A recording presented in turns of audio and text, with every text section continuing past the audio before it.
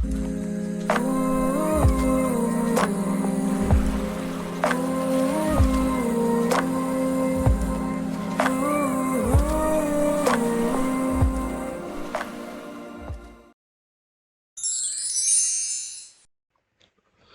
my name's Dan.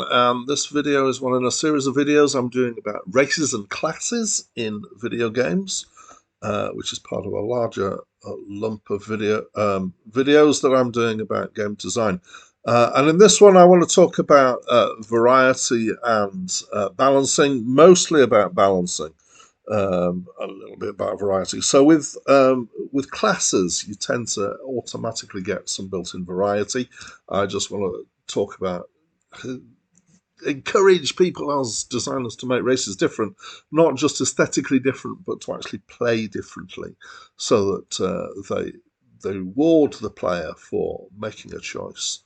And it's possible, if you've got the scope within the game, to also do different stories for different races, different backstories. That in itself can add to the variety. Okay, so we're really going to spend the rest of the time talking about balancing. I'm afraid I don't have huge solutions. Well, I do have one big hint, which will come towards the end. Balancing is a perpetual problem in games, and what I'm really going to be doing is highlight the problem and talk about um, the importance of balancing. So to start off with, I want to talk about the classic party. In So this is particularly uh, for cooperative play uh, in in combat. So you've got a group of people working together for combat. It's a classic thing for MMOs to have this, but there are games that aren't MMOs that have this as well. And there is an accepted classic setup and makeup of a party. So you might have 3 to 5 people when you're doing some games will give you larger context than that, and it becomes more complicated.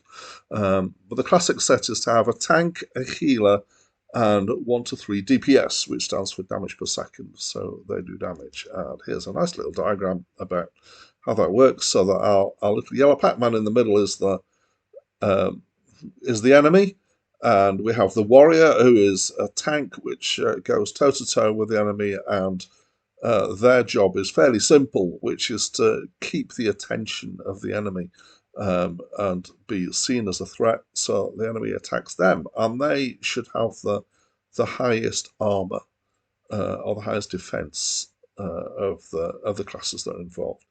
They are then supported by a healer who keeps them alive. So between the two of them, the tank and the healer, you have a potentially stable situation where the enemy does damage to the warrior, to the tank does damage to the enemy, the priest heals the enemy, heals the tank, the enemy hasn't got a healer, and so over time, eventually the enemy is dealt with. But you add into this mix usually some other classes, and particularly classes that are able to do often a higher level of damage than the tank class. And as you can see here, we've got a rogue and a mage in this diagram, and the rogue is behind the enemy because that's where rogues naturally go, the backstabbers, and the mage is going from a distance. You might have rangers that go from a distance as well. So the DPS role is more varied, potentially, in this. And this is a classic set, as I've said, and you'll see it in lots of different gaming communities. This combination is not just for fantasy, for squad games and modern games as well. This combination works well. If you only have 2, but you happen to have a tank and a healer, that can be, for a pair, hugely effective. And I've done this myself in World of Warcraft. Played alongside somebody who was a healer, and I was acting as a tank in my character. And it's slower than some other combinations potentially for killing, but it's very effective. because you can take on quite a lot. As long as the tank's got that healer to keep them going, then you can take your time, and the tank slowly does damage. Maybe the healer, whilst they're not healing, can do some damage as well. And it's a surprisingly strong combination, this combination of tank and healer. So when you've got this kind of party at work, you may be talking about having some kind of party balance. So you've got different roles within the party. Obviously, you've got the tank, the healer, the DPS. There might be some other roles as well if you get more complicated. And in terms of balancing the abilities of the different classes, and that's really what we're probably talking about. Race might come into play as well.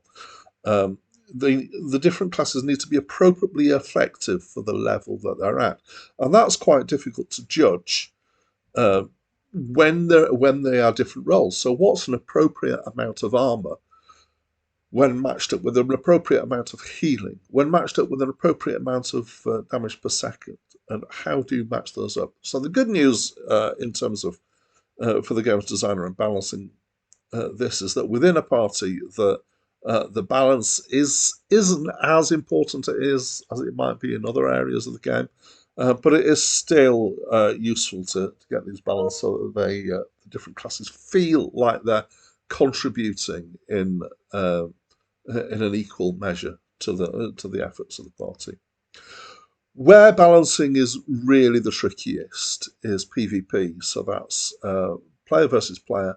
Often this is in some kind of large setting, but not necessarily. So every man for himself in some kind of battle royale game, or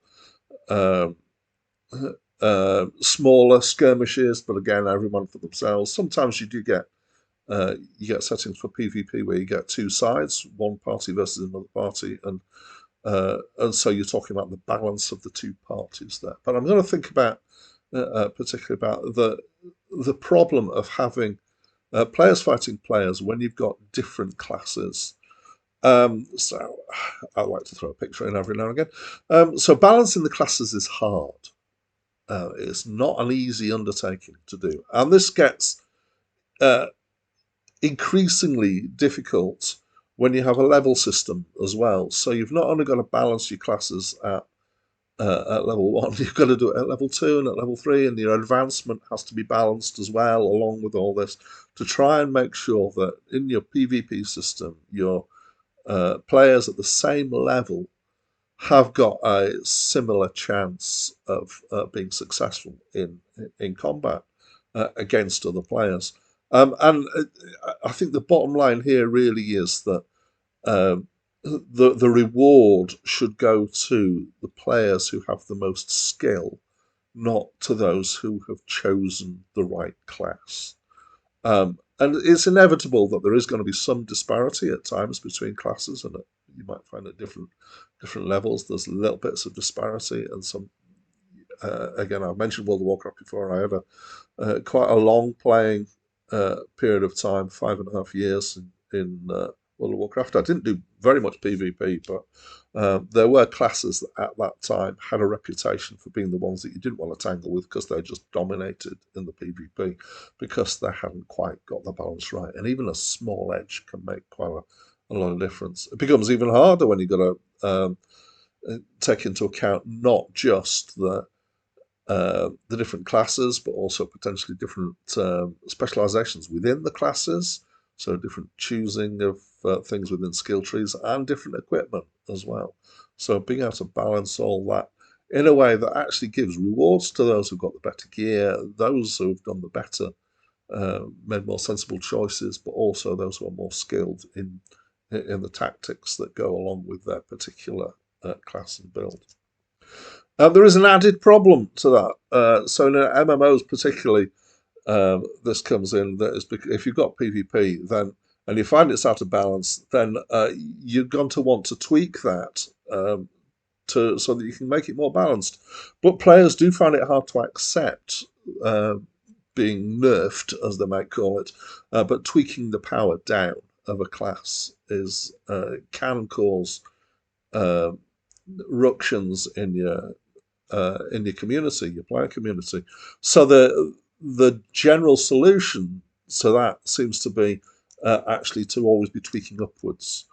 So to take the weakest classes and tweak them up so they become more attractive. And over time, you can usually, with the experience of a lot of PvP going on, if you're paying attention, you can usually manage to get this balance to get better and stronger. But there's another problem that goes along with it, which is that as you're tweaking things, if you're only tweaking up, you get a slow creep of power. So all your classes slowly creep up power and become more powerful, which then has a knock-on effect, which is that you're starting to overpower them for the solo game where they're playing against the enemies in the game, the PvE game. Which is why occasionally you'll find in MMOs that the classes are revamped. This is in some ways, well, I guess there are justifications for revamping your classes if you've spent quite a bit of time observing the play and think, oh, we'll try something different. We'll see if we can make it work. You've got to be careful that you don't disenfranchise your players when you do that. But sometimes it feels like the revamp of classes is really there as a kind of balance reset. And as an excuse to actually pull back the power of some of the classes in the process. And this is akin to one of the tactics that governments use when inflation's been going high for a while, is that they change currency, and this is a way of resetting your currency so that you're not spending massively in the thousands anymore for a simple loaf of bread or whatever.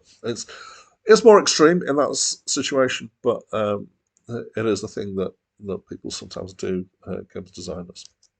Right, let's move on to solo PvE, which was just mentioned, which is where you're a solo player and you're playing in the single person game, so you're not fighting real people as enemies. You're fighting the NPCs, the built-in enemies of the game. And again, let's just throw a picture in. Okay, so once again, the ideal here is to have balanced classes. And again, balancing classes is hard, as we said before, and the PvP and the PvE balancing go hand in hand, really, because you're balancing the class as it is. It also comes into consideration the party play. That was the stuff that I mentioned, and when you're making changes to classes, you're balancing all three of these at once, really. Again, of course, it's even harder with the level system. The good news about PvE, though, is that it's getting the balance as balanced as possible is less important in the solo game. Now, this is potentially a somewhat controversial thing for me to say, because some people would argue against this, not just players but designers as well. But I stick by this, particularly if you're going to take the attitude of flagging different classes as different difficulties. And as you might have seen in or heard in earlier videos that I've done in this particular series, when I was talking about some of the classic classes, I highlighted the fact that some classes are easier to solo with than others, despite the fact that their combinations in party play make for very powerful combinations. So healers can be quite difficult to play. And again, harking back to my World of Warcraft days, mages were particularly difficult to level up by soloing, because they were so vulnerable, and you had to kill as quickly as you could before something actually got to you to do major damage, because you had so little in the way of armor. However, it was a challenge, and it was seen as a challenge to level up a mage. And that can be a reasonable thing. Still, despite having said that, I do think it is good to balance the feeling of reward and the feeling of progress as you're leveling up, whatever the class is. You want that experience to be good, and to have that feeling that you're increasing in power as you're going through, and you don't want it to be so out of kilter that when you're taking on quests and monsters that are meant to be appropriate for your level, that it's just impossible. Or conversely, that it's just too easy. You want that challenge to be right. Okay, so I promised that I wasn't going to give much in the way of solutions, but there is one thing which really is the killer solution to balancing. It's the one thing uh, that you really can't get away from, which is really the obvious thing, which is playtesting. Uh, balance. I would never expect anybody who's creating a a game design document for an assignment, which I do because this is what I do for a living, teach this stuff. Um, and I would never expect off the top of somebody's head the balance to be perfect for a game at all, because unless you're playtesting, you don't actually know where the problems are, and so you have to playtest extensively. And this is why MMOs do tweak as time goes on, is because once you're actually live and you've got real players in the system, they're also continuously playtesting your system for you, and you should be grabbing as much useful data out of that as you can. Diagnostic data from players, yeah, quite a useful thing. Um, Before release, there's all sorts of ways of doing playtesting. Obviously, when you get close to release, uh, you want to be doing playtesting with people anyway, not just for balancing purposes, but for all sorts of other reasons, to check that your game works and people can work out the controls, all sorts of things with that.